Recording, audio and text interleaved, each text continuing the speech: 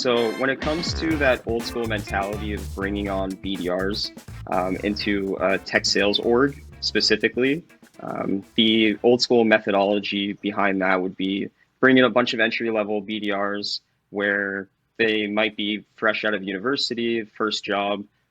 There's this big lag when you're bringing in a bunch of those individuals when it comes to the training, the ramping, their ability to use our tech stack, understand ICP, researching, and also doing outbounding altogether, comfortability on the phone, versus we're actually changing our structure and our strategy with hiring here at retention.com right now. So new school mentality in terms of bringing people onto the org. We're bringing on experienced BDRs where they have experience in the tech sector, prospecting, cold calling, personalization, and we're basically getting rid of that lag period in terms of their abilities, and they're basically going to show up on day one and make an impact.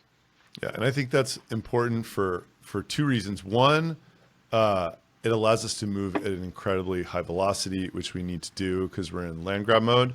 And number two, I mean, I personally think this is the most important job at the company by far.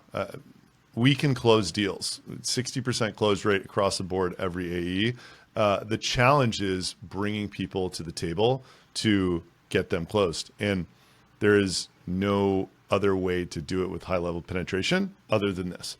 So yeah, I just think it's an interesting, Diane and I talk about this all the time. It's like, why are BDRs entry level and the lowest paid people in the sales org? Like, in some ways they should be the highest paid and like the most skilled, right? Because it's the hardest thing to do.